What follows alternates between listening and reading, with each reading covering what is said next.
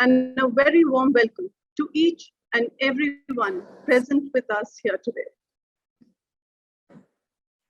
For our most special and dearest elders, we have a very exciting and entertaining evening planned for today's Elder Hour in our India's first ever Elder Festival. घूमना और नई नई चीज जानना किसे नहीं पसंद है? Then why are we letting this corona stop us from traveling and touring? I know we cannot do it physically, but digital world is surely a savior. So Imoha Elder Care, in partnership with Care Voyage, has organized an exclusive virtual tour of India just for all of you. और in fact इसी पे मुझे दो लाइनें याद आ गई. सफर लंबा हो ऐसी ख्वाहिश नहीं, सफर लंबा हो ऐसी कोई ख्वाहिश नहीं, छोटा हो मगर हसीन हो ऐसी गुजारिश जरूर है. So Delhi has a virtually unbroken and clearly documented city life for more than 1,000 years. But repeatedly and for so long, Delhi has been a seat of empire. To discover Delhi and its rich history, we have the one and only Gaurav Sharma, who has led extremely interesting walks for Care Voyage members for the past 3 years. Care Voyage is a 4-year-old Gurgaon-based travel and experience company serving people over the age of 50 to various domestic and international locations through exciting and engaging tours. Shefali Mishra is the founder of this venture. She has worked with eminent hotel brands like Oberoi's, Lee Meridian, Radisson, and her last assignment before starting Care Voyage was with Oakwood, a US-based company. In fact, she has recently won the Times of India 2020, the Unlimited Entrepreneur Award. So far, Care Voyage has concluded 90 plus tours to places like Australia, New Zealand, USA, Russia, Bhutan, and many more. And during COVID times, they have moved to virtual bethaks and tours, which were equally engaging. So from Care Voyage, we have Gaurav Sharma. And just to tell you a little more about Gaurav, he is a lecturer at the National Institute of Fashion Technology, Delhi, and teaches Indian art history and heritage of Delhi. Gaurav has been a lifelong Delhiwala and has grown up amidst the multi-layered culture of Delhi. He has an honors degrees in history from Dayal Singh College, University of Delhi, and subsequently he enhanced his passion by completing the India Art and Culture Certificate from the National Museum Institute. He has also been a history consultant with Times newspaper in education. He's also had short stints at Khalsa College, St. Stephen's College, and the Department of History in the Faculty of Social Sciences, University of Delhi. His long experience of researching on historical personalities lent him enough credentials to narrate historical events in a well-researched, factual, and storytelling manner. His heritage walks and talks have been covered by Hindustan Times, BBC India, Sandhya Times, Punjab Kesari, The Hindu, NDTV, Scrollin, HT Brunch Magazine, and Condé Nast Travel. So with this impressive introduction to Gaurav, I'm now going to hand over to Gaurav, but before I do that, I'm also going to show you a very small video. So Sanjana, can we have the video?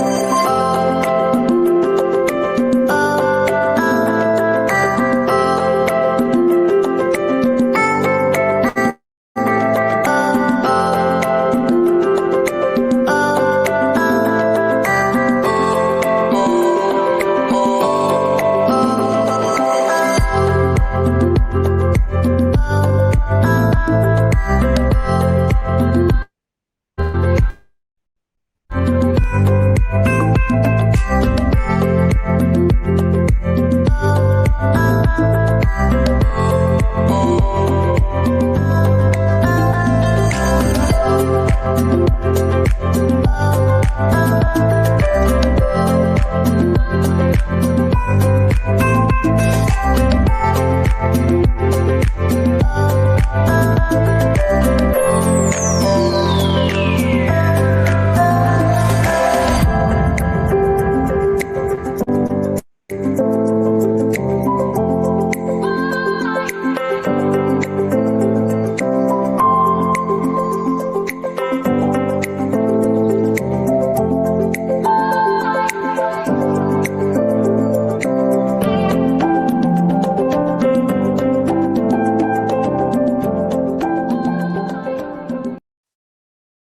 with that, I'm now going to invite Gaurav. Hello, am I Yes. audible? Hi, Hi, Gaurav, Namaskar. and welcome. And really looking forward to today's session because I know Delhi सबने देखी है, but आप जो उसमें रंग लेकर आने वाले हैं वो सबको बिल्कुल चकाचौंध कर देगा because I don't think उन्होंने दिल्ली को इस नजरिए से देखा है जिस तरह से आप आज उनको प्रेजेंट करने वाले हैं. So over to you, Gaurav. Thank you so much. Thank you for the introduction. I don't know. उन्होंने शायद दिल्ली को हर नजरिए से देखा होगा. वो इतने एक्सपीरियंस लोग हैं और मुझे आदत है वो स्टूडेंट से भरी क्लास में बोलने की. और आज सभी लोग इतने एल्डरली हैं, इतने एक्सपीरियंस्ड हैं. सबको पहले प्रणाम. मैं सबसे छोटा हूँ और बिल्कुल ऐसा मत सोचिएगा कि मैं कोई ज्ञान देने आपको आया हूँ. मेरा शौक है, पैशन है दिल्ली को एक्सप्लोर करना. और शुरुआती दौर में मैं स्कूल स्टूडेंट्स और कॉलेज स्टूडेंट्स को ले जाया करता था मॉन्यूमेंट्स पे. और एक वक्त के बाद मुझे एहसास हुआ कि स्टूडेंट्स के पास कोई चॉइस ही नहीं है, क्योंकि मैं उन्हें ले जाता हूँ, उन्हें जाना ही पड़ता है, उनके सिलेबस का पार्ट है. लेकिन जब शेफाली जी जो केयर वोयाज की फाउंडर हैं, उन्होंने मुझे कहा कि एक एल्डरली लोगों का ग्रुप है, तो आपको लेके जाना है. तो मैंने उनको एक ही चीज कहा कि मैंने कहा कि एक्सप्लोर कैसे करेंगे, क्योंकि थोड़ा सा अर्निंग करनी पड़ती. तो हम अपना पूरा कैपेसिटी यूज नहीं कर पाते. लेकिन जब हम एल्डरली लोगों के लिए कुछ सेशन करते हैं तो हमें भी अच्छा लगता है, क्योंकि हम we can go that deep with them and they are there to appreciate that effort. और केयर वोयाज के लिए बहुत सारी वॉक्स, बस ट्रिप्स और ये वर्चुअल टॉक करने के बाद मैं एक बात कह सकता हूँ कि आपने घूमने को लेके एक शेर सुना होगा कि सैर कर दुनिया की गाफिल. Am I audible ma'am? Yes, you are audible. Okay. तो एक वो शेर है कि सैर कर दुनिया की गाफिल, जिंदगानी फिर कहाँ, जिंदगी रही तो रही, नौजवानी फिर कहाँ. तो जैसे कि नौजवानी चली जाए तो आप सैर नहीं कर सकते. तो केयर वोयाज के लोगों के साथ टूर करने के बाद तो मैं कह सकता हूँ कि ये बिल्कुल बेकार की बात है. नौजवानी से कोई मतलब नहीं है, आप सैर करते रहें जब तक जिंदगानी रहे. तो मैं आपको आज एक वर्चुअल टूर पे ले जाना चाहता हूँ दिल्ली के. थोड़ा सा मैं बहुत जल्दी से आपको दिल्ली की एक क्विक हिस्ट्री बताऊंगा. एक छोटी सी बात से मैं अपनी बात शुरू करना चाहता हूँ कि यूरोप का सबसे पुराना शहर है मॉस्को, और मॉस्को से पुरानी दिल्ली में कुतुब मीनार है. आप ये सोचें कि सबसे पुराना शहर यूरोप का 800 साल का है, और 800 साल से पुराना हमारी कुतुब मीनार. और कुतुब मीनार भी आप सोचिए कि वो एक प्रोजेक्ट है जो दिल्ली बसने के बहुत वक्त बाद आया होगा.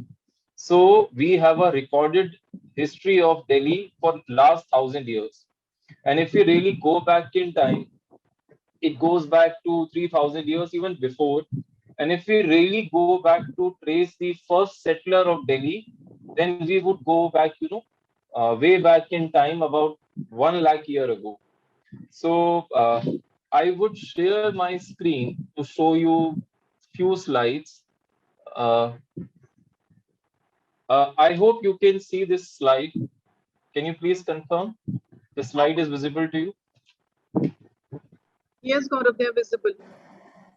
So I would ask you to focus upon this green stretch, starting from Gujarat, entering into Rajasthan, and then ending in Delhi. Can you guess what is this stretch? Can you make a guess what this stretch is about?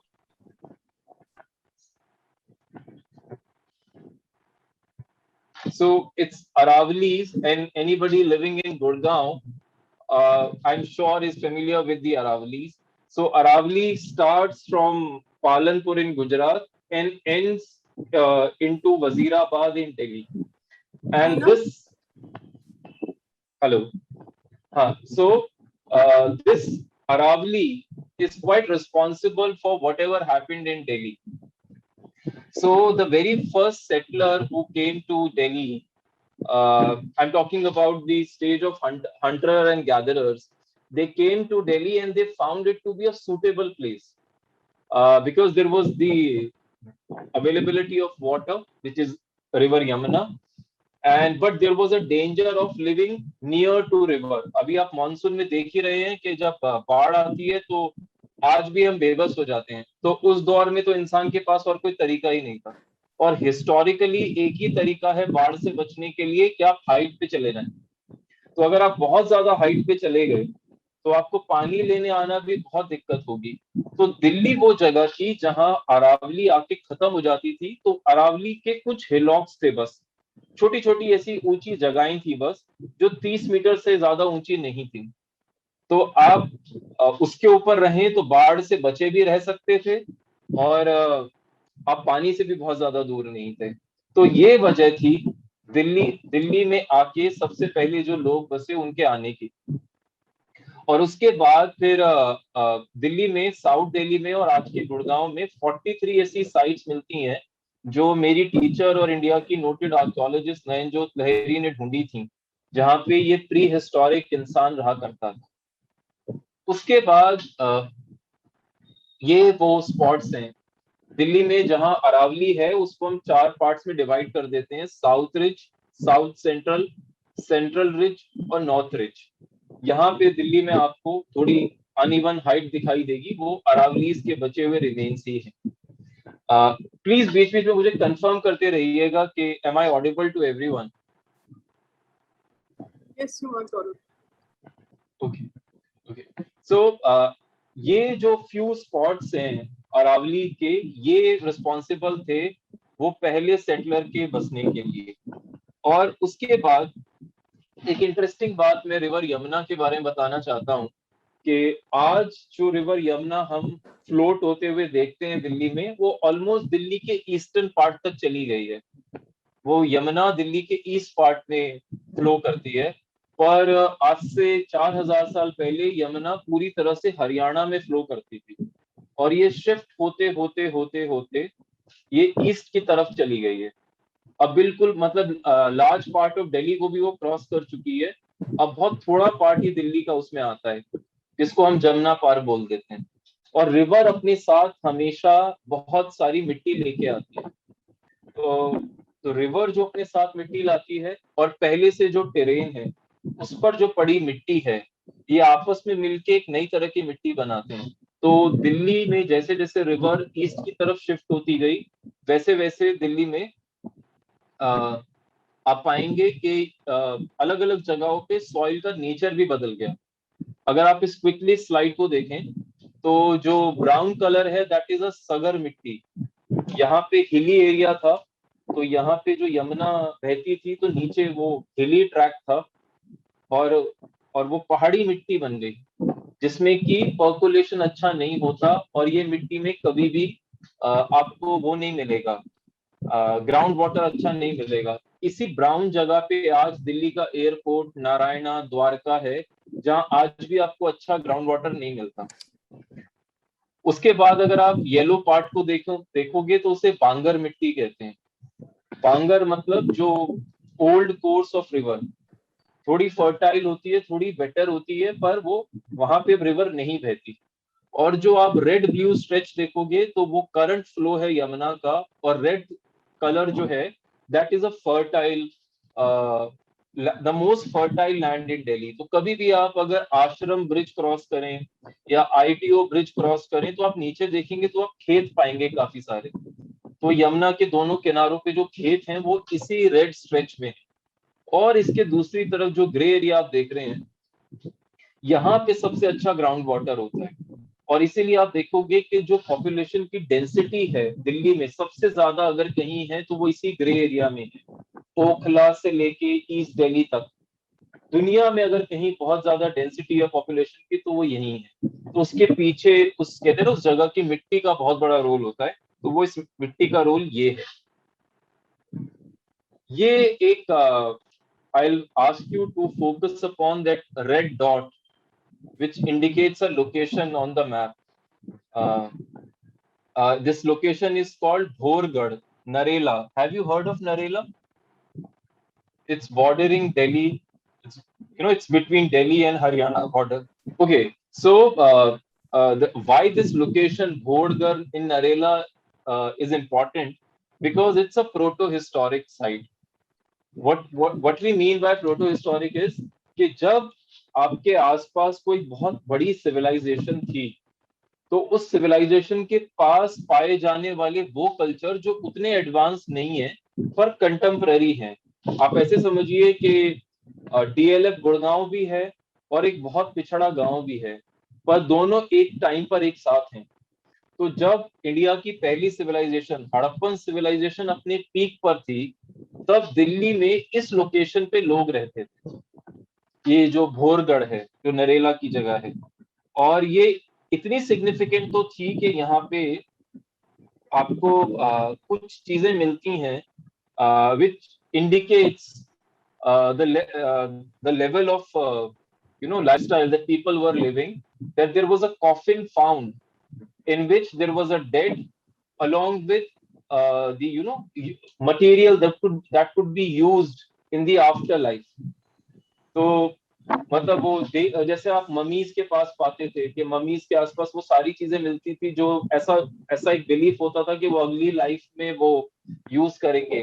तो हो सकता है कि ये क्योंकि सारे contemporary time है जब पिरामिड बन रहे थे, जब हड़प्पन सिविलाइजेशन थी, तो दिल्ली में भी एक ऐसी छोटी सी लोकेशन मिली है जहाँ लोगों के सिमिलर बिलीफ थे।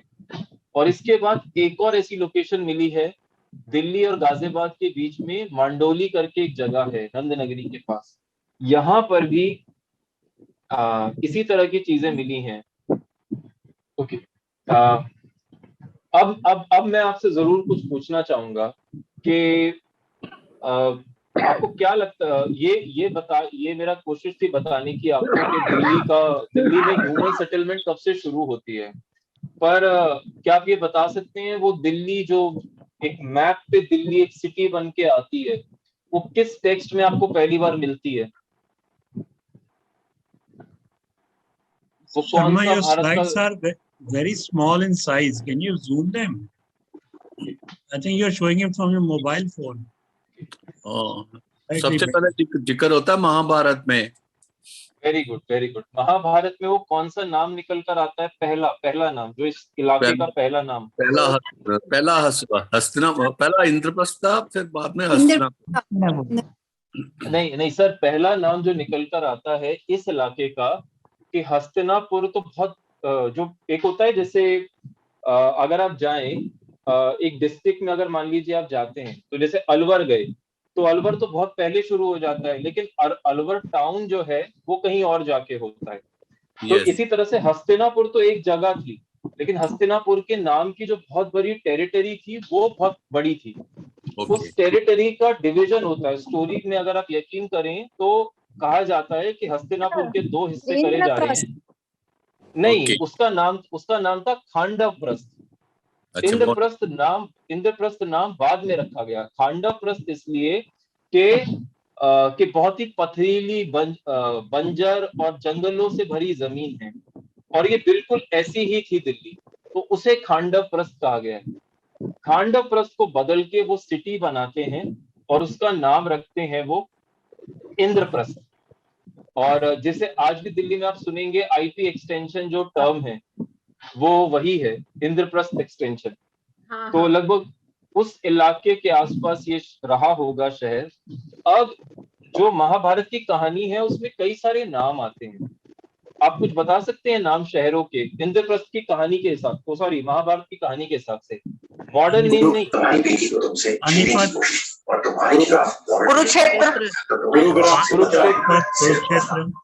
अच्छा के बारे में नहीं ए- गुरुग्राम।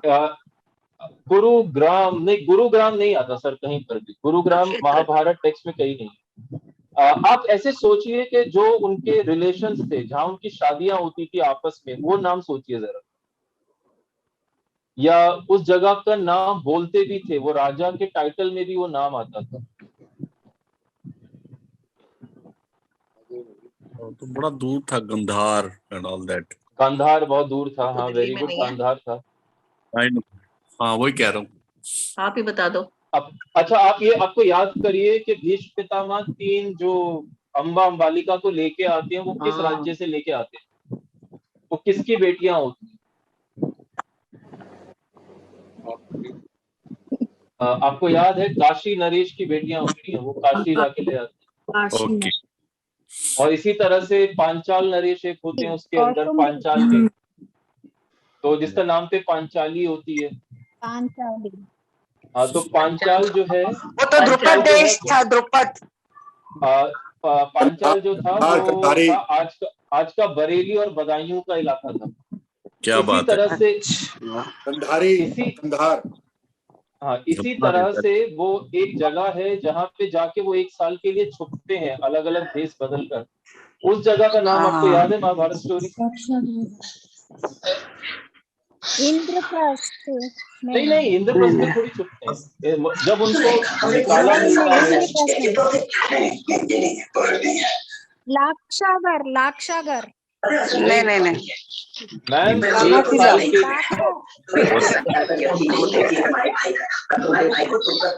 थोड़ा सब आप अपने आप ही बता दो, ज्यादा बेहतर है। अच्छा अच्छा, मेरी सिर्फ एक रिक्वेस्ट है, जिनके घर में टीवी चल रहा है वो अपने आप को म्यूट ही रखें, या वो टीवी ऑफ कर। अपने आप Was ही it बता दीजिए सर। Bagpat? नहीं सर, देखिए मैं सिर्फ आपको इसीलिए कह रहा था, अगर आप वो स्टोरी में ना इंडिया की ज्योग्राफी बहुत अच्छे से बताई गई है उस दौर की, और महाभारत के बारे में कहा जाता है यत न भारते तत न भारते। अगर वो महाभारत में नहीं है तो वो भारत में ही नहीं है, मतलब वो इस तरह की बात है। तो बगल में एक राज्य है जिसका नाम है काम्पिल्य, या जिसे वो पांचाल कहते हैं, तो वो आज का बरेली बदायूं है। इंद्रप्रस्थ आज की दिल्ली है, जो उनका अपना राज्य होता है। हस्तिनापुर आज का मेरठ है, तो हस्तिनापुर में वो अपना राजपाट खो देते हैं, तो फिर वो जाके छुपते हैं विराट नगर में। तो विराट नगर आज का अलवर है, जिसे बैरात बोलते हैं। अच्छा। तो मेरा ये कहने का मतलब ये है कि जो वो एक ट्राइबल कन्फेडरेसी वाला टाइम था। अगर आप देखो, दिल्ली से मेरठ 2 घंटे का रास्ता है, फिर बदायूं 2-3 घंटे का रास्ता है। तो ये इतने छोटे छोटे राज्य थे ये, जो अगर हम सोचे ना, हम महाभारत को ऐसे सोचते हैं जैसे कि कोई दिग्विजय सम्राट थे ये किसी बहुत बड़े इलाके के, ऐसा नहीं था। ये बहुत छोटे राज्य थे। अगर आप इनके साइज देखेंगे तो आपको समझ में आ जाएगा। ये कंधारी तो कंधार से थी जी क्या? हाँ जी हाँ जी हाँ जी, वो आज का कंधार ही था, जो आज अफगानिस्तान में जो है। तो मेरा कहने का मतलब ये है कि उस स्टोरी में हम बिल्कुल बिलीव करते हैं, पर उस स्टोरी से जुड़े जो एविडेंस हैं वो जमीन पे नहीं मिलते। तो अभी तक कुछ भी जमीन पे ऐसा नहीं मिला है जो दिल्ली में उस स्टोरी को कंफर्म कर दे। हमें इतिहास में 2 चीजें चाहिए होती हैं, एक कहानी और कहानी से जुड़े साक्ष्य। तो साक्ष्य नहीं मिले हैं, सिर्फ ये कुछ बर्तन मिले हैं। आप इन बर्तनों को देखिए ध्यान से, तो इनको बोलते हैं पेंटेड ग्रेवेयर। महाभारत में जितनी जगहों के नाम है, उतनी जगहों पे ये बर्तन मिलते हैं। तो ये तो पता चलता है कि आज से 3000 साल पहले इन सारी जगहों पे लोग रहते थे, पर इससे ये नहीं पता चलता है कि भीम और अर्जुन के बारे में कुछ पता चले। उम्मीद है कि आप मेरी बात समझ गए होंगे। इन छोटे छोटे राज्यों को मिला के जब भारत में वाकई एक बड़ा साम्राज्य बनता है, जब एक सच में एक बड़ा, जिसके रूल के अंडर पूरा इंडिया आ जाए, इंडिया का वो ऐसा पहला रूलर आपको याद है जिसके तहत पूरा हिंदुस्तान आ गया था, जिसकी तलवार के नीचे? अशोका। चंद्रगुप्त मौर्य। चंद्रगुप्त मौर्य। तो चंद्रगुप्त मौर्य का शासन तो अफगानिस्तान से लेके आज के बंगाल तक था, और उसमें तो लगभग आधे से ज्यादा साउथ इंडिया था। तो उसके मुकाबले अगर आप हस्तिनापुर देखेंगे तो वो सिर्फ एक छोटा सा डिस्ट्रिक्ट है। तो उसका जो पोता अशोक, उसने दिल्ली की इंपॉर्टेंस समझी, और दिल्ली में उसने आपको पता ही होगा, अशोक धम्मा का प्रचार कर रहा था, और उसने शिलालेख लगवाए थे कई सारे। तो वो शिलालेख उसने दिल्ली में लगवाया। दिल्ली में वो पहला मेजर प्रोजेक्ट है किसी राजा का, मतलब सिटीज में राजाओं की ड्रीम प्रोजेक्ट होते हैं ना, तो दिल्ली में जो पहला कोई ड्रीम प्रोजेक्ट है किसी राजा का, वो अशोका का है। ये शिलालेख है जिसपे अशोक ने ब्राह्मी में मैसेज लिखवाया था लोगों के पढ़ने के लिए। ये ठीक कालका जी मंदिर के पीछे है, और ये चट्टान खराब ना हो जाए तो इसके ऊपर अब वो लगा दी गई है, इसके ऊपर एक दरवाजा और एक तरह का कवरेज उसको दे दी गई है। आप कभी भी जाएं तो उसको देख सकते हैं, लोटस टेम्पल के ठीक पीछे है। तो पुराना किला नहीं, पुराना किला नहीं है, कालका जी मंदिर और ये साउथ दिल्ली कालका जी मंदिर, ये जो इस्कॉन टेम्पल है, इस्कॉन टेम्पल से बस कुछ कदम की दूरी पर है। लाल किले के पास भी कालका तो जी है मंदिर के वो ऑपोजिट साइड पे, स्तंभ, ऑपोजिट साइड अशोक का स्तंभ। सर वो स्तंभ दिल्ली लाया गया था बाद में।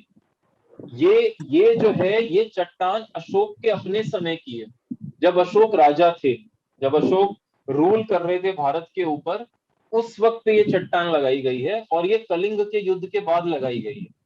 इसमें उसके बारे में जिक्र भी है। अच्छा, तो इसके बाद दिल्ली में ज्यादा कोई बड़ी सेटलमेंट नहीं मिलती है। दिल्ली से होके बहुत सारे ट्रैवलर्स गुजरते हैं, जिसमें फाहियान, वेंजांग, इस तरह के ट्रैवलर्स भी आते हैं, पर किसी ने भी अपने यात्रा वृतांत में दिल्ली का जिक्र नहीं किया। उन्होंने मथुरा के बारे में लिखा है, लेकिन दिल्ली के बारे में नहीं लिखा। तो इसका मतलब ये है कि अशोक के बाद दिल्ली कोई ऐसी बड़ी जगह थी नहीं जिसके बारे में कोई लिखने की जरूरत समझी। और महमूद गजनी, जिसने 17 बार हमले करे दिल्ली से होते हुए गया होगा, उसने एक बार भी दिल्ली का जिक्र नहीं किया।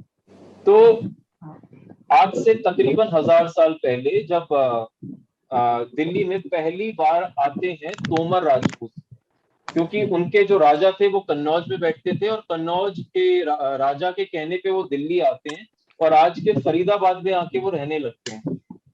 और आपको पता ही है कि जितने भी ये मिलिट्री रूलर होते हैं, जब भी उन्हें मौका मिलता है वो अपने राजा से आजाद हो जाते हैं। तो इन्होंने दिल्ली में पानी का अरेंजमेंट के लिए सबसे पहले कुछ बनवाया था। उसकी स्लाइड आपके सामने है, क्या आप इसे पहचान सकते हैं? पड़कल लेक, तुगलकाबाद नहीं, तुगलकाबाद तो बहुत बाद में आता। ये तोमर राजा सूरज कुंड के पास है, सूरज कुंड के पास। नहीं, सूरज कुंड ही है ये। सूरज कुंड ही है। उसमें सीढ़ियां सूरज कुंड है। सूरज कुंड ही है, और तोमर राजपूत ये सूरज कुंड बनवाते हैं। और बाद में जब वो आजाद हो जाते हैं तो वो आप ध्यान से सुनिएगा, इंफॉर्मेशन आपके लिए बड़ी अच्छी लगेगी आपको, कि वो कन्नौज से अपने आप को आजाद कर लेते हैं, और वो कहते हैं कि ये जो सारा इलाका है ये हरि का इलाका है, तो इसको वो हरि अरण्यक नाम देते हैं, और जिसको कि लोकल भाषा में हरियाणका बोला जाता है। हरि भगवान कृष्ण, और अरण्यक मतलब जंगल, तो हरि का अरण्यक, तो हरियाणका। अब आपको पता है कि हरियाणका का क्या बन गया? हरियाणा। तो वो उसका असल नाम है हरि अरण्यक। और अपनी कैपिटल जहाँ पे ये अपना किला बनवाते हैं, जो दिल्ली का पहला किला है लालकोट, उसको ये नाम देते हैं दिल्ली का। तो ये दिल्ली के बसने की, ये दिल्ली में पहली बार किसी की कैपिटल बनने की कहानी। तो लालकोट में वो किला बनवाते हैं। और एक और जगह होती है राजपूतों का, एक और गढ़ होता है अजमेर, इसका जो असल नाम था अजय मेरू, तो वो करप्ट होते होते अजमेर हो गया। उनके जो चौहान राजपूत हैं वो दिल्ली पे कब्जा कर लेते हैं, और फिर वो दिल्ली चलाते हैं। और उनके फैमिली में एक टाइटल होता है कि जो राजा बनता है उसको टाइटल मिलता है पृथ्वीराज का। तो पृथ्वीराज चौहान जो हम सुनते हैं, जिनकी कहानी हम बहुत सुनते हैं, पृथ्वीराज चौहान, वो पृथ्वीराज चौहान द थर्ड है, ये टाइटल है। तो पृथ्वीराज चौहान द थर्ड है जिनकी कहानी हम बहुत सुनते हैं पृथ्वीराज चौहान नाम से। उनका असल नाम था राय पिथौड़ा। तो वो अपने नाम पे दिल्ली के किले को 4 गुना बड़ा कर देते हैं और उसका नाम रख देते हैं राय पिथौड़ा। और जब भी आप ये वो राय पिथौड़ा का किला है जिसके ऊपर अब सारा जंगल उगाया है, तो जब भी आप प्रेस एनक्लेव मालवीय नगर जाएंगे तो आप पाएंगे कि वहां पे किला राय पिथौड़ा है। उसके बाद आपको पता है पृथ्वीराज चौहान हार गए थे अफगानिस्तान से आने वाली फौज से, और वो जो फौजी दिल्ली आए वो टर्किश थे, और उन्होंने दिल्ली सल्तनत बनाई। और उन्होंने जो पहला शहर बनाया वो था मेहरौली। मेहरौली वो पहला शहर था जिसमें इल्तुतमिश ने ये कुतुब मीनार पूरी करवाई थी। और जब हम वहां वॉक पे ले जाते हैं तो पूरी दिल्ली सल्तनत की कहानी सुनाते हैं।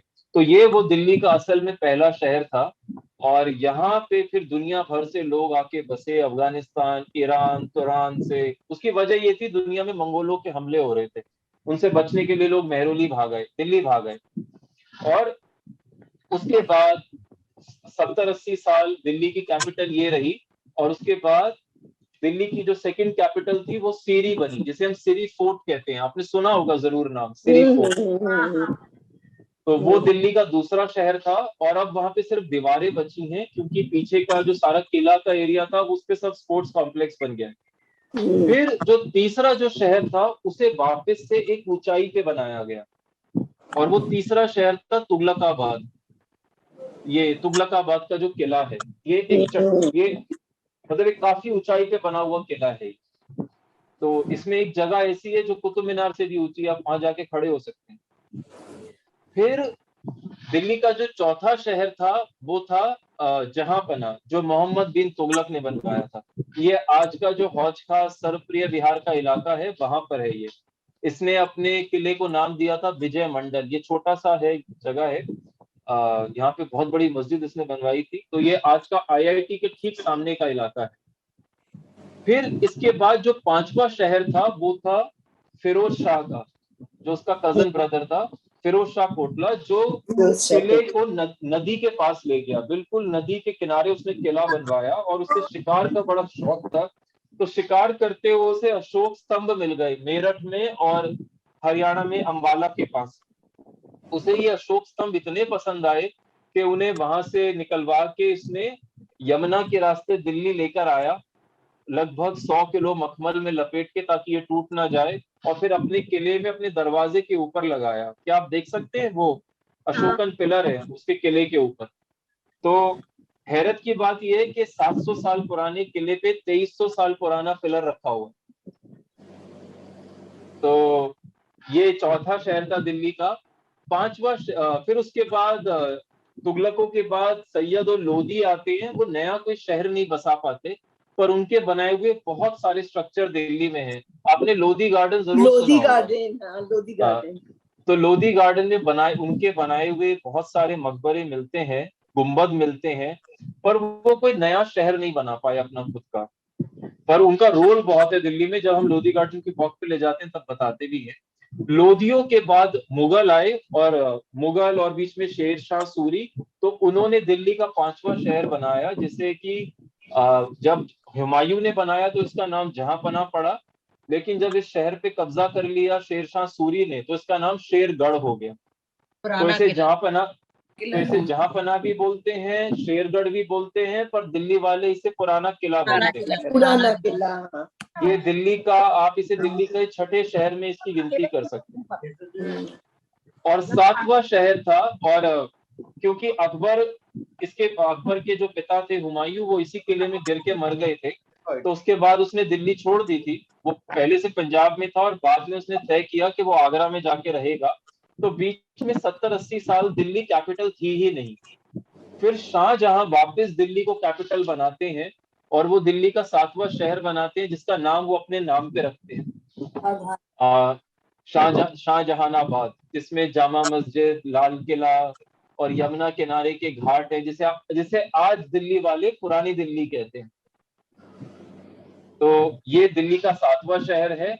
और 8वीं जो कोशिश की थी शहर बनाने की, वो थी ये। इसमें आपको राष्ट्रपति भवन दिखाई देगा जब वो बस बन के तैयार हो गया था।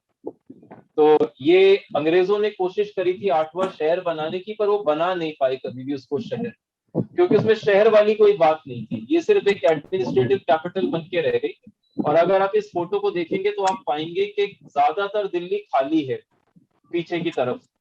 तो वो उन्हें बिल्कुल अच्छा नहीं लगता था। फिर उन्होंने एक मैसिव ग्रीन ड्राइव चलाया ये सारे इलाके में पेड़ लगाने का। वही वजह है कि नई दिल्ली में पेड़ बहुत दिखाई देते हैं आपको, चारों तरफ हरा दिखाई देता है, क्योंकि उनको ये खाली जो बैरन या जिसे गंजा कहेंगे, गंजी जमीन अच्छी नहीं लगती थी, तो उस पर उन्होंने सारे में पौधे और पेड़ लगवा दिए, तो जिससे ताकि इसका लुक आ जाए। तो ये वो 8वां शहर था। तो ये एक छोटी सी कोशिश थी आपको बताने की जल्दी से कि दिल्ली के 8 शहर वो कौन से थे। I hope half of the time we use for the background. अब छोटा सा आप लोगों के साथ एक क्विज खेलना चाहते हैं। ये जानने की कोशिश करना चाहते हैं कि आप, और मेरी बस आप लोगों से एक रिक्वेस्ट है, अगर आपके पीछे कोई डिस्टर्बिंग वॉइस है तो या तो उसको ऑफ करके आप बात कीजिएगा, या फिर नहीं तो फिर अपने आप को अनम्यूट मत कीजिएगा। तो क्या मैं वो क्विज स्टार्ट कर सकता हूँ आपकी परमिशन से? यस हाँ जी, प्लीज। कर सकते हैं यार। जी हाँ Carry जी on. प्लीज। ओके, तो कोई भी जो पहला दिल्ली में बसने वाला आया, उसकी ख्वाहिश ये थी कि वो दिल्ली में किसी हाइट पे आके बसे। तो दिल्ली में जो छोटे छोटी जगहें थी, जो छोटे छोटे हिस्से थे पहाड़ियों के, ये दुनिया में कहीं भी आप जाइए, किसी भी शहर में, जो पहला सेटलर होता है ना, वो चाहता है कि वो टॉप पे बस जाए जाके, तो वो टॉप लोकेशन को छोड़ता नहीं है। अब आपको दिल्ली में वो जगहें सोचनी है जिसके नाम में पहाड़ी आता है, या वो किसी पहाड़ी के ऊपर बनी हुई चीज है। अनंत पर्वत, पहाड़गंज, पहाड़ी धीरज, पहाड़गंज, अनंत पर्वत, पहाड़गंज, पहाड़ी धीरज, पहाड़गंज, मजनू का टीला, मजनू का मजनू का टीला, टीला is not on a टीला, that's not पहाड़ी धीरज, पहाड़गंज, पहाड़गंज। पहाड़गंज भी अब थोड़ा ऊंचाई पे है। अच्छा, और कुछ आप सोचिए। एक जगह पहले भी एक बच्चे एक जगह है सौरभ जी, जीतगढ़। दिल्ली यूनिवर्सिटी में रिज रोड। हाँ, वो भी है बावटा जिसको बोलते हैं बावटा, वहाँ आगे जीतगढ़ है। बिल्कुल है। गढ़ है जो- जो यूनिवर्सिटी के पास है। मतलब नाम में पहाड़ आना चाहिए, या फिर वो चीज पहाड़ी के ऊपर बनी होनी चाहिए।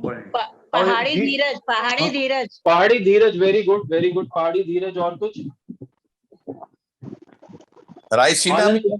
रायसीना हिल, पहाड़गंज, वेरी गुड। आनंद पर्वत। वेरी गुड आनंद पर्वत, वेरी गुड। मंदिर सोचिए जो पहाड़ी पे बना हुआ है। कालका जी मंदिर, कालका जी मंदिर, कालका जी वेरी मंदिर, गुड। एक और बड़ा मशहूर मंदिर है जो पहाड़ी पे बना हुआ है। झंडे वाला मंदिर, झंडे वाला मंदिर, झंडे वाला मंदिर पहाड़ी पे नहीं। मलाई मंदिर, मलाई मंदिर, मलाई मंदिर, मलाई मोनिका के पास है जो। देखिए मेरी दादी छतरपुर तमिल मंदिर। है, मेरी दादी छतरपुर। तमिल है, और बड़ी नाराज होती है जब कोई मलाई मंदिर बोलता है। इट्स मलाई मंदिर, मलाई मंदिर, मलाई मलाई मंदिर मलाई मंदिर। होती है।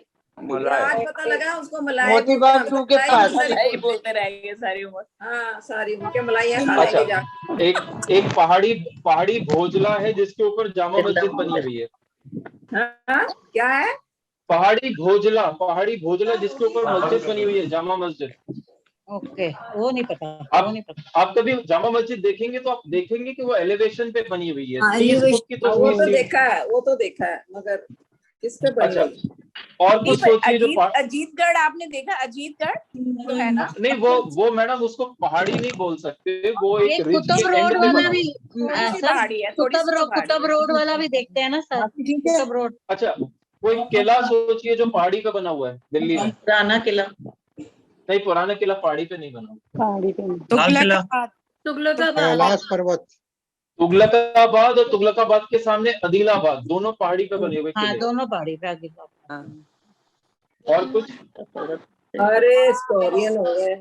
और दिल्ली में कुतुब रोड पे एक कुतुब अजीम रोड में खान कह का रही हूँ ना, वही कुतुब सुनो रोड पे। सही पे सुनो। अजीम खान का मकबरा है। और आप हाँ। यकीन कीजिए, जब तक शिमला बना नहीं था, अंग्रेज उसके ऊपर वो क्या कहते हैं, क्लाइंबिंग की प्रैक्टिस किया करते थे। तो वो बिल्कुल पहाड़ी के ऊपर बना हुआ मकबरा है, तो उसके ऊपर अंग्रेज कोशिश किया करते थे पहाड़ चढ़ने की। अच्छा, दिल्ली में जब दिल्ली में कोई भी नहीं आया था, दिल्ली में जो नेचुरल सोर्स ऑफ वाटर था, यमुना के अलावा जो छोटे छोटे झील तालाब होते हैं ना, जो अपने आप बन जाते हैं, वो आज भी दिल्ली में है और उनके नाम बड़े मशहूर हैं। तो नाम आप बताइए। खारी एक तो मेहरौली में है, बावली है, मेहरौली। खारी बावली। सर नजदीक। पानी का वो पुराना स्रोत किला के पास, जिसे इंसान ने नहीं बनाया, पानी का पुराना वो किला स्रोत के आसपास पुराना जो है, किला के पास खारी बावली है, बावली पुराना तो किला बोलते के हैं आसपास पहाड़ मैडम, natural होता है। पहले तो बनाई हुई है। मैडम आप सोचिए कि चाहे वो किले के पास का पानी हो, चाहे बावली हो, वो इंसान ने ही तो बनाई होगी ना। हाँ, हरी बावली तो- बावरी। एक हरी बावरी। हौस खास विलेज के पीछे है। सर वो भी इंसान ने बनाई होगी तो नहीं बनेगी तो ना। रेन वाटर से भी हुआ है, रेन वाटर। जो आप सोचिए, जो झील जो होती है, वो कोई नहीं बतकल लेक, बनाता। वो बतकल लेक, लेक होगी, हाँ लेक तो नेचुरल होती है। बतकल लेक। हाँ, Badkal lake, very good, very good. Suraj Kund का भी तो वही एक है। शाहजरा का पास एक झील एरिया है। एक सूरज कुंड तो सुल्तानपुर बनाया हुआ तो बनाते हैं। एक सुल्तानपुर लेक भी है। इसको करना क्या? अच्छा, मैं क्विकली आपको बताता हूँ, मैं आपको बताता हूँ। दिल्ली जो में मॉडल टाउन के पीछे है, मॉडल टाउन के पीछे झील नहीं है। नहीं, सुल्तानपुर से एक जगह है, नहीं, सुल्तानपुर मॉडल टाउन के पीछे है, बड़ी अच्छी झील है। अच्छा, मैं आपको रिक्वेस्ट करूंगा कि आप अपने आप को म्यूट कर ले, मैं आपको बताता हूँ, आपको बहुत नहीं, अच्छे से मैं ओखला भी बताता तो था, ओखला। हूँ। ओखला लेक भी है वो। यमुना जैसे जैसे हटती गई, तो जो डिप्रेशन थे, वो डिप्रेशन बनते आप मुझे चैट रूम में बता सकते हैं आपका आंसर। डिप्रेशन जैसे जैसे यमुना हटती गई, तो कुछ जो नेचुरल डिप्रेशन थे उनमें पानी भरता गया। तो ऐसी एक बडकल लेक है, ऐसी एक नजफगढ़ लेक है, पर जो नाम आपको सबसे ज्यादा हैरान करेगा वो ये है कि एक बिल्कुल राउंड शेप का एक डिप्रेशन था, तो उसमें यमुना का पानी और बारिश का पानी भरा रह गया, तो उसे दिल्ली के शुरुआती लोगों ने नाम दिया ताल कटोरा, क्योंकि वो बाउल शेप का था। बिल्कुल बिल्कुल। और हमारे यहाँ पे ट्रेडिशन है ताल तलैया बोलने की, कि पानी के स्रोत को हमेशा ताल तलैया बोलते हैं। तो क्योंकि वो कटोरे जैसा बाउल था, तो उसका नाम पड़ गया ताल कटोरा। अभी ताल कटोरा में आपको पानी नहीं मिलेगा, पर वो नाम आज तक हमारे बीच में चलता है और बड़ा मशहूर नाम है ताल कटोरा। ताल कटोरा स्टेडियम बना हुआ है, इतना अच्छा। हाँ। तो इसके बाद दिल्ली में जो पहली कोशिश थी पानी को स्टोर करने की, पहली इंसानी कोशिश जो थी वो थी कुंड बनाने की, और बहुत बड़ा कुंड बनाया गया बारिश के पानी तक पहुंचने के लिए। उसे कहा गया सूरज कुंड। उसके बाद जब मेहरौली का शहर बना, तो मेहरौली का शहर जो था एक ऊंचाई पे था, एक पहाड़ी की ऊंचाई पे था। तो पहाड़ी पे आपको रहने की एडवांटेज तो है कि आप ऊपर से किसी पे हमला कर सकते हैं, आप पहले से किसी को देख सकते हैं, लेकिन पहाड़ी पे रहने का नुकसान भी है। बारिश जैसे ही होगी, पानी रुकेगा नहीं, बह जाएगा। तो और पहाड़ी के ऊपर आप पानी खोद के भी नहीं निकाल सकते। तो पहाड़ी के ऊपर कोशिश की गई कि आप डिप्रेशन बना लें ताकि बारिश का पानी उसमें इकट्ठा हो जाए, तो इसे हौज कहा गया। तो मेहरौली में वो पहला हौज बना, उसे नाम दिया गया हौज शमशी। हौज शमशी क्योंकि इल्तुतमिश का नाम था शमशुद्दीन इल्तुतमिश, तो उसके नाम पे हौज शमशी। और उसके बाद फिर दिल्ली में बहुत सारे लोगों ने कोशिश की। अलाउद्दीन खिलजी ने हौज बनवाया, उसका नाम रखा हौज अलाई, बाद में उसका नाम पड़ गया हौज खास। इसी तरह से हौज रानी, हौज काजी, अच्छा, मान लीजिए कि सूखा पड़ जाए, बारिश ना हो, तब पानी कहाँ से लाएंगे? तो जमीन के नीचे का जो पानी होता है, जमीन के नीचे का जो पानी होता है, उस तक पहुंचने के लिए एक बड़ी अच्छी चीज सोची गई, जिसे हम बावली कहते हैं। और जब वो लोगों को समझ में आ गई कि यार इससे तो बड़ा अच्छा पानी मिल जाएगा और हमेशा आपके पास पानी रहेगा, जैसे आज के जमाने में हम डीप वाटर ड्रिलिंग करा लेते हैं ना, तो उस वक्त के लोग बावली बना लेते थे। अब बस सोच के देखिए कि दिल्ली में कितने सारे नाम बावली पर हैं सिर्फ। खारी बावली, खारी बावली है, हरी बावली, चोखी बावली, गंधक की बावली, उग्रसेन की बावली, दिल्ली में अच्छा, बावली का माने बावली क्या भी- है? What's the meaning of बावली बावली? पानी इकट्ठा जैसे नो इसको Step well. ये स्टेप वेल होता है, स्टेप वेल। आते हैं। इसे आप गुजरात और राजस्थान में जाएंगे तो आपको बहुत बहुत सुंदर सारे बावली हैं। दिखाई देंगी। वहां पे वाव अहमदाबाद कहते में है। हैं। रानी की वाव जो है वो तो वर्ल्ड हेरिटेज साइट है वो गुजरात में है। गुजरात में। गुजरात में और ये टेक्निक जो थी, आप यकीन कीजिए, ये गुजरात राजस्थान होते हुए ही दिल्ली पहुंची थी। दिल्ली से ज्यादा सीवियर वाटर क्राइसिस उन जगहों पर था जहां बारिश होती ही नहीं, तो उन लोगों ने इसकी इन्वेंशन की थी। वहां से ये टेक्निक दिल्ली पहुंची थी। और दिल्ली में बावली उसी जगह पर है जहां दिल्ली में बारिश का पानी कम रुक पाता है। जब आप यमुना की तरफ आते हैं तो कोई बावली नहीं है। बहुत बहुत कम बावली है, क्योंकि वहां जरूरत ही नहीं है। यमुना से जो इधर का इलाका है, वेस्ट का इलाका है, वहां पे बावली है। तो अच्छा, बावली जो थी वो राजा बनवाता था, वो पब्लिक स्ट्रक्चर होता था। अब आपको हर छोटे काम के लिए बावली तो नहीं जाएंगे, तो आप अपने घर के पास कुआं बनवा लेते थे। अब दिल्ली में सोचिए कुआं कितने नामों में आता है। लाल कुआं, वेरी गुड।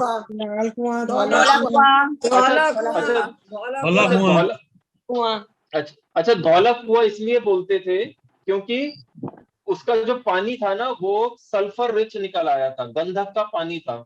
तो उस पानी को निकालते हुए जो किनारे थे वो सारे सफेद पड़ गए थे, उसका नाम पड़ गया था धौला कुआं। और हरियाणा में आप जाएंगे तो कोई बहुत गोरा होता है तो उसे धौला कहते हैं, सफेद को धौला कहते हैं। अच्छा, इसी तरह से दिल्ली में पानी हर कोने तक पहुंचा। दिल्ली में नहरें बनाई गई थी पानी को इधर से उधर ले जाने के लिए। आप 2-3 नहरों के नाम बता सकते हैं दिल्ली में? अभी तो गंगा भी आ गई है। नहीं गंगा गंगा वाटर भी आ गई है ना। गंगा नहीं, लाल किले के बाहर एक बारापुला नहर है, एक नजफगढ़ नहर है। नजफगढ़। अच्छा, नहर को पार करने के लिए पुल की जरूरत होती थी, तो दिल्ली में पुल बनाए गए, तो उसको पुला कहा गया। तो पुला के नाम से कुछ नाम याद आता है दिल्ली में? विंडो ब्रिज है। Barapula, very good. Barapula window bridge तो है। विंडो ब्रिज मैडम उसमें काउंट नहीं होता। पुल बना लिया तो क्या है, तो ब्रिज। गौरव वो तो लोहे वाला ब्रिज है, पुराना, सबसे अंग्रेजों का इस्तेमाल। अच्छा, और नहीं, वो बारापुला है, सतपुला है, अठपुला है, इनको पुराने कुलबंगज उसमें नहीं आता। अच्छा, पानी के लिए दिल्ली वालों के पास जो सबसे आसान माध्यम था वो ये था कि नदी में आप कुछ सीढ़ियां बना दे जहां से आप आराम से पानी ले सकते हो, तो उसको हम घाट कहते हैं। अब दिल्ली में घाट कितने नामों में आता है आप ये बताइए? Rajghat, very good. Nigambodh Ghat, very good. Yes. Kusudiya Ghat उधर जमुना पे, कुदेसिया घाट। और कोई? अरे जहां भी नदी होगी और जहां भी शहर होगा वहां एक घाट जरूर होगा। ओखला में भी तो था पहले। ओखला में भी तो था, हम लोग पहले देखे हैं। मैं कह रहा हूँ जहां नदी होगी और जहां शहर होगा वहां एक घाट जरूर होगा। आईटीओ पे भी है। यमुना घाट ITO पे भी यमुना का घाट बना हुआ है जहाँ धोबी हाँ धोबी घाट धोबी घाट धोबी घाट धोबी घाट।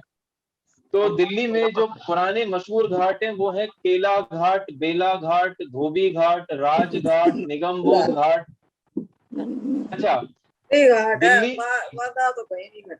दिल्ली में जब इतने लोग रह रहे हैं, दिल्ली में एक नदी है, तो ऐसी जगहों पे अक्सर हमेशा नाव के जरिए राशन पहुंचता है और एक जगह पे वो सारे नाव वाले सब्जी राशन लेके पहुंच जाते हैं।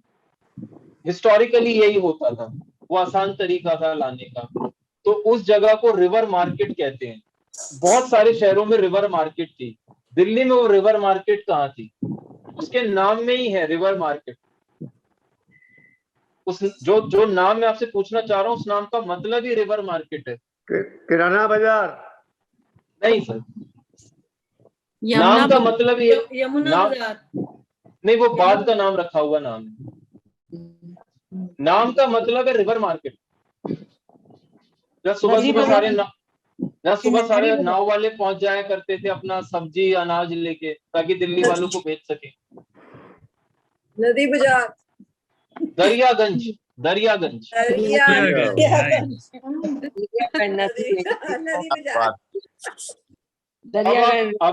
अब आप सोचिए कि दिल्ली के नामों में ही इसका इतिहास छुपा हुआ है।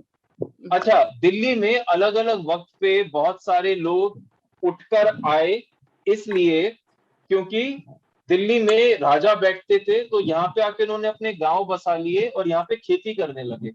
तो वो जिस वक्त पर आए दिल्ली, उन्होंने अपनी भाषा में उस जगह का नाम रखा। हो सकता है उस शब्द का मतलब उनकी भाषा में कुछ हो तब, पर आज उसका कोई मतलब हमें समझ में नहीं आता। हमें नहीं पता कि उसका मतलब क्या है। दिल्ली में 100 ऐसे गांव हैं जिनके नामों का हमें मतलब नहीं पता। ऐसे कुछ नाम आपको दिल्ली में लगते हैं जो बड़े अजीब से हैं, जिनका कोई मतलब नहीं है। उनके नाम पे मेट्रो स्टेशन भी है। एक तो है जी अमदा मुगल अंधेरिया मोड़ नहीं, वो बात का नाम है। मुगल। और कोई नाम आपको ध्यान में आता है? मुगल सराय मैडम, मुगल सराय तो सीधा सीधा समझ में आता है क्या मतलब है उसका। वो समझना है मतलब शाहपुर जाट नहीं, ये भी बहुत पर्सनलाइज नाम है। कड़कड़डूमा आपने सुना? कड़कड़डूमा निजामुद्दीन, तो है। मैं वहीं रहती हूँ कड़कड़डुम्मा के पास। मैं निजामुद्दीन में ना समझ में आने वाली कोई बात नहीं है। मैं आपको कुछ नाम बताता हूँ जिनके कोई मतलब नहीं है दिल्ली में। पर कड़कड़डुम्मा का मतलब वहाँ कुछ है तो नहीं है? वहाँ पे नहीं है मैडम। उसमें भी समझ में आता है कि किसी मुस्तफा ने उसको आबाद किया था, लेकिन मैं आपको नाम बताता हूँ। वो पड़पड़गंज, हाँ, पटपड़गंज, होलाम्बी, मेहरोली, आ गया एक तो पास हुई। कोंडली, मुंडेला, ओखला, जसोला, जड़ोदा, मालचा, मुनीरका, कड़कड़ी, कड़कड़डूमा, कंझावला, इनके कोई मतलब नहीं है। मतलब हमें नहीं पता। कड़कड़ी मोड़ कड़कड़ी मोड़ मतलब गांव का नाम होना चाहिए ना। नहीं मैडम, बिल्कुल गांव का नाम था, पर आज हमें नहीं पता कि इनका क्या मतलब है। सच बात है, आधी से चीजें तो हमें पता ही नहीं दिल्ली में रह के भी जो आपने अच्छा, दिल्ली में जब भी बादशाह कुछ नई लोकेलिटी बनाते थे तो उसको वो टाइटल देते थे आबाद। इसका मतलब होता था टाउनशिप। तुगलकाबाद, शाहजहानाबाद, फिरोजाबाद। लेकिन जब उनका कोई ऑफिसर जिसको लैंड मिल गया और वो उस लैंड पे कुछ बना रहा है, तो वो आबाद नहीं लिख सकता था, उसको इजाजत नहीं थी। मतलब वो आबाद का जो टाइटल है वो सिर्फ रॉयल्टी यूज कर सकती है, तो वो लगाता था पुर। तो ऐसे पुर जो कि संस्कृत का शब्द है। तुगलकाबाद भी तो था, तुगलकाबाद। मैडम, मैं वही कह रहा हूँ, आबाद जो है वो सिर्फ रॉयल्टी यूज कर सकती थी।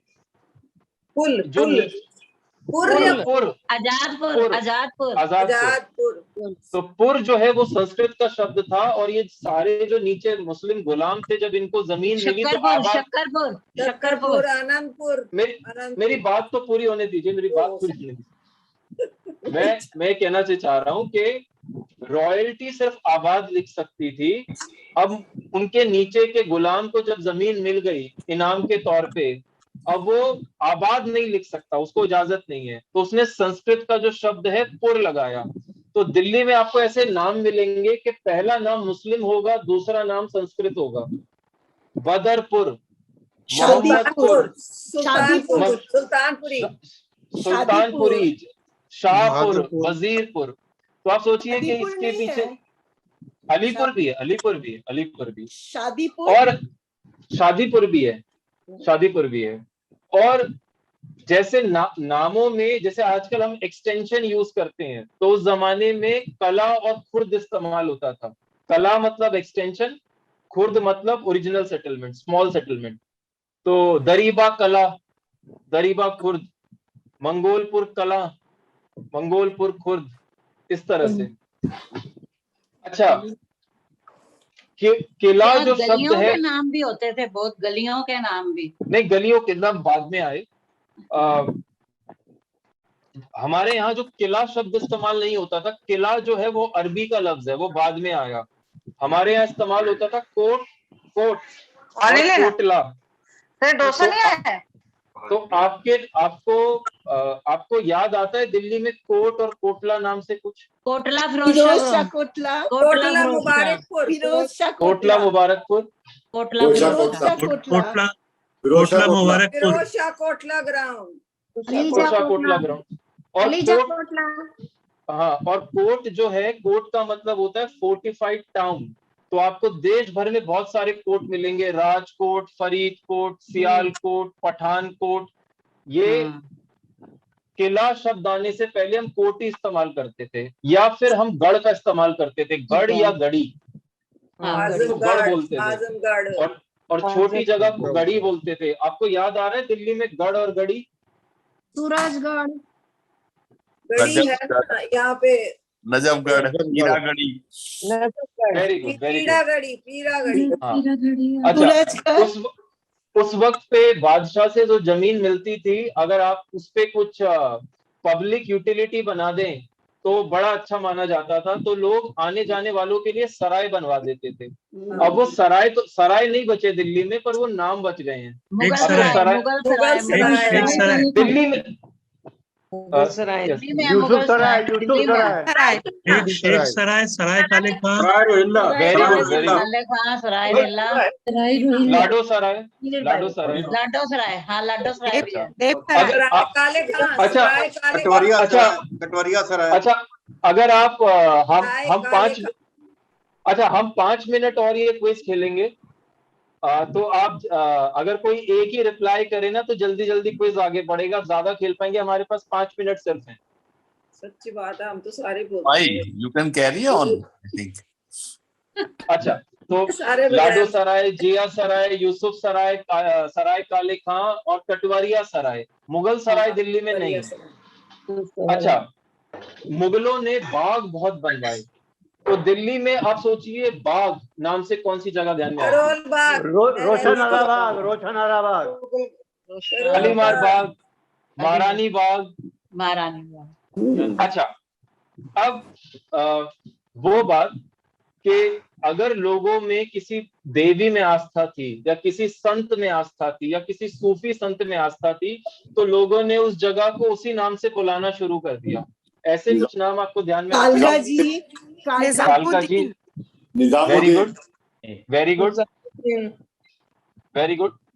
चिराग दिल्ली, चिराग दिल्ली, तुर्कमान गेट। अच्छा, अंग्रेजों के आने से पहले हमारे यहाँ सड़कों के नाम नहीं हुआ करते थे। हमारे यहाँ ऐसा कोई कस्टम नहीं था सड़कों के नाम होने का। ये यूरोप में शुरू हुआ था ट्रेंड। यूरोप में ये ट्रेंड शुरू हुआ था कि रेनेसां के बाद उन्होंने सड़कों के नाम अपने क्लासिकल हीरोज के नाम पे रखने शुरू कर दिए। तो यहाँ जो 1857 का विद्रोह हुआ, उसमें जो उनके लोग मारे गए, उनके नाम पे उन्होंने दिल्ली में रोड्स के नाम रखे। कैवलरी रोड, निकल, नहीं, वो बाद की बात है मैडम, वो बाद की बात है। मैं 1857 की बात कर रहा हूँ। 1857 में पहली बार उन्होंने अंग्रेजों ने कैवलरी, औरंगजेब रोड।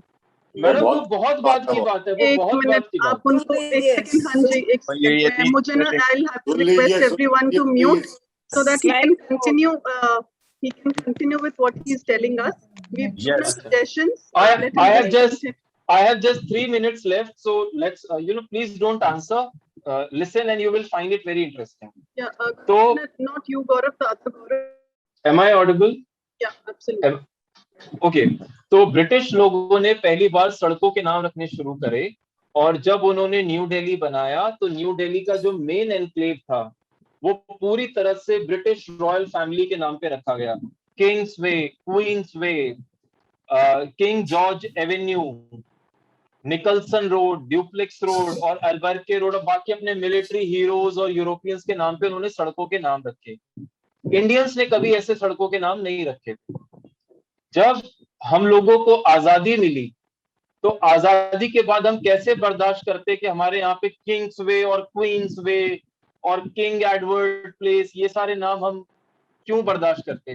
तो उनके नाम बदल के रख दिए गए। किंग्स वे का नाम रखा गया राजपथ, क्वींस वे का नाम रखा गया जनपथ, किंग जॉर्ज एवेन्यू का नाम रखा गया राजाजी मार्ग, किंग एडवर्ड स्क्वायर का नाम रखा गया Vijay Chowk, general Roberts road का नाम रखा गया तीन मूर्ति, निकलसन रोड का नाम नहीं बदला, और अल्बर्के रोड का नाम बदल के रख दिया गया 30 जनवरी रोड। तो ऐसे बहुत सारे नाम हमने बदले जो हमें बर्दाश्त ही नहीं थे कि होते।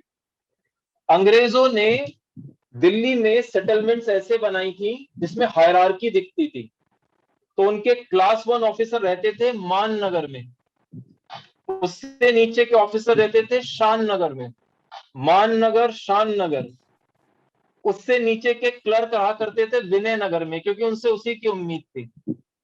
और जो बिल्कुल क्लास 4 के लोग थे वो सेवा नगर में रहते थे, उनका काम सेवा करना है। तो आजादी के बाद नेहरू जी को यह बात बिल्कुल पसंद नहीं थी, उन्होंने नाम बदलवा दिए सारे। तो मान नगर का नाम रविंद्र नगर रखा गया, शान नगर का नाम भारती नगर रखा गया, विनय नगर का नाम विनय नगर ही रहा, सेवा नगर का नाम कस्तूरबा गांधी नगर रख दिया गया, कस्तूरबा नगर। आपको याद होगा कि अंग्रेजों की ट्रेन में first class, second class, third class होती थी। तो थर्ड क्लास, हमारे टाइम बचपन में गाली दी जाती थी थर्ड क्लास आदमी, यानी कि जो थर्ड क्लास में ट्रैवल करता है। तो उसको बाद में टियर 1, टियर 2, टियर 3 किया गया, क्योंकि ये नाम बड़े ऑफेंसिव थे। Superior service, inferior service, inferior service को सबऑर्डिनेट सर्विस कहा गया फिर। तो अच्छा, आजादी के साथ बंटवारा भी आया, और बंटवारे के बाद रिफ्यूजीज को दिल्ली में नई जगह दी गई। उन जगहों के कोई नाम नहीं थे, वो खाली पीस ऑफ प्लॉट थे। तो अब लोगों ने उन जगहों के नाम अपने नेशनल हीरोज के नाम पे रखे जो आजादी में लड़ रहे थे। तो दिल्ली में आपको बहुत सारे नगर मिलेंगे जो नेशनल हीरोज के नाम पे हैं। मालवीय नगर, लाजपत नगर, कमला नगर, सुभाष नगर, राजेंद्र नगर, पटेल नगर। तो ये सारे नाम हाँ, तिलक नगर ऑल्सो। ऐसे बहुत सारे नाम आपको ये आजादी के बाद रखे गए। जो पाकिस्तान की तरफ से रेफ्यूजीज आए वो पूरी तरह से अपनी मेमोरीज को भुला नहीं सके। उन्होंने दिल्ली में आके उन जगहों के नाम वही रखे जो पाकिस्तान में है। आपको हैरानी होगी ये जान के, जहां मैं रहता हूं जगह का नाम न्यू लाहौर है। इसी तरह से दिल्ली में गुजरावाला टाउन है, इसी तरह से दिल्ली में मुल्तानी मोहल्ला है, लायलपुर है, कोहाट एनक्लेव है। ये सारे असल नाम पाकिस्तान के शहरों के हैं, पर आपको दिल्ली में ये सारे नाम मिलेंगे। एक नाम ऐसा है दिल्ली में जो बंटवारे के दर्द को बताता है। बंटवारा सिर्फ इस तरफ नहीं हुआ पाकिस्तान की तरफ, बंटवारा बंगाल की तरफ भी हुआ था। तो जो बंगाल से आए थे वो जिस जगह पे रहते थे उस जगह को ईपीडीपी बोलते थे, ईस्ट पाकिस्तान डिस्प्लेस्ड पीपल। बाद में फिर उसका नाम चित्तरंजन दास पार्क रखा गया, जिसे अब भी हम सीआर पार्क बोल देते हैं। पर वहां आज भी एक रोड का नाम है ईपीडीपी लेन, ईस्ट पाकिस्तान डिस्प्लेस्ड पीपल। और जब हम आजाद हुए तो हम एक स्पिरिट के साथ, बिल्कुल लास्ट में कंक्लूड कर रहा हूं, यहाँ आप अपने आप को अनम्यूट कर सकते हैं, क्योंकि सवाल थोड़ा डिफिकल्ट है। वो ये कि नेहरू जी की सोच थी हम इंटरनेशनल गुडविल को भी प्रमोट करें। तो दुनिया में कोई भी जो इनजस्टिस के खिलाफ लड़ता था, कोई लीडर, उसके नाम पे हम भारत में सड़क का नाम रख देते थे। तो आपको कोई ऐसे इंटरनेशनल फेम्ड लीडर्स के नाम याद हैं जिनके नाम पे दिल्ली पे सड़क हो? और इस सवाल के साथ मैं कंक्लूड कर रहा हूँ, जिनके नाम पे, इंटरनेशनल पर्सनालिटीज जिनके नाम पे दिल्ली में सड़क है। यस, नेल्सन मंडेला एक है, नेल्सन मंडेला, वेरी गुड। और कोई आपको याद हो? नेहरू जी ने ब्रोस टीटो मार्ग, वेरी गुड। नेहरू जी ने पंचशील का सिद्धांत दिया था। पंचशील के नाम पे दिल्ली में 5 जगहें बनाई गई थी। एक तो पंचशील एनक्लेव बना था, और वो नीति, न्याय, शांति, जो पंचशील सिद्धांत थे उनके नाम पे सड़कें भी बनी। नीति मार्ग, न्याय मार्ग, शांति मार्ग, सत्य मार्ग, धर्म मार्ग, जो पंचशील के सिद्धांत थे। और मैं आपको क्विकली बता देता हूं किन इंटरनेशनल लोगों के नाम पे दिल्ली में सड़कें हैं। जोसेफ ब्रोस टीटो मार्ग, उन्हें अब कोई याद नहीं करता। गमाल अब्दुल नासिर मार्ग, साइमन बॉलिवार मार्ग, बेनिटो ज़ूरेज मार्ग, ओलोफ पामे मार्ग, चे गुएवारा मार्ग, नेल्सन मंडेला मार्ग, आर्क बिशप मैकेरियोस। और किसी अमेरिकन के नाम पे दिल्ली में कोई सड़क नहीं है, ये याद रखिए। किसी अमेरिकन लीडर के नाम पे, किसी अमेरिकन के नाम पे दिल्ली में कोई सड़क, एक्सेप्ट एक छोटी सी लेन है, जोसेफ स्टीन मार्ग। और एक चीज, जब दिल्ली में इंडियन रूलर्स के नाम पे सड़कों के नाम रखे जा रहे थे, तो एक सड़क का नाम पांडवा रोड होना था। तो टाइपिस्ट ने वी की जगह आर टाइप कर दिया, और उसका पेपर ले जाके पेंटर ने वी की जगह आर लिख दिया सड़क पे। आज तक वो करेक्ट नहीं हुआ। आज भी उस रोड को पांडवा रोड नहीं बोलते, लोग पंडारा रोड बोलते हैं, और पंडारा का कोई मतलब नहीं। तो ये मेरी तरफ से था। Thank you so much. Thank you so much, Gaurav, for such an enlightening session. Really, really amazing facts that you have told us about Delhi.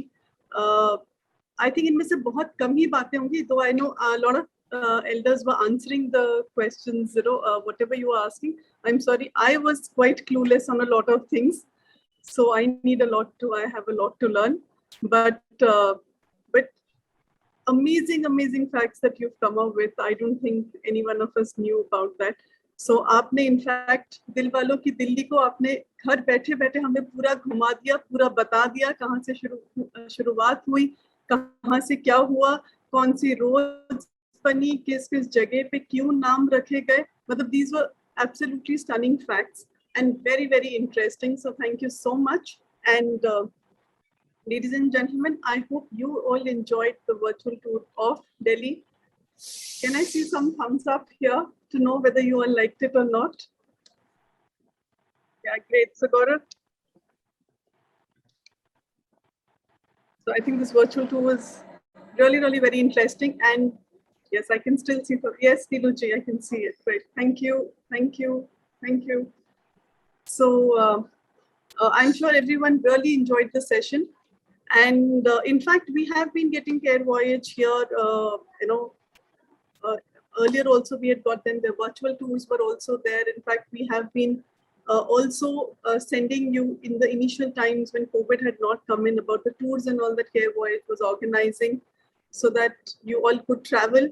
And like I mentioned, we have partnered with them. So anytime you want to travel with them, like now again, they have started off with their tours and travels along with all the COVID precautions. So they are having some tours leaving for Kashmir on 3rd of August and small, tours to Kashmir, Ladakh, Hampi, south of India all lined up. So anyway, like I have been sending you the circulars earlier, I will be doing that also. So in case anybody is interested, please let us know, and then we can forward your name there. And also, baki jo virtual tours in that, of course, we will keep bringing you here, wherein ab ghar baithe you can tour the whole world. Of course, India comes first because यहाँ पे इतनी खूबसूरत चीजें हैं जो हमें पता भी नहीं है. हम सब बाहर भागते हैं, बट जो खूबसूरती हमारे इंडिया में है, शायद ही ऐसी खूबसूरती कहीं बाहर है. So So we will keep getting more stuff for you. So in fact, जो गौरव जी ने इतना अच्छा हमें पूरा टूर कराया, so कुछ लाइनें बोलना चाहूंगी. दिल्ली किसी जगह या शहर का नाम नहीं है. दिल्ली किसी जगह या शहर का नाम नहीं है. दिल्ली एक एहसास है वक्त की रवानी का. एक रवायत है तहजीब की, एक गवाही है तारीख की. दिल्ली दहलीज है सरजमीने हिंदुस्तान की.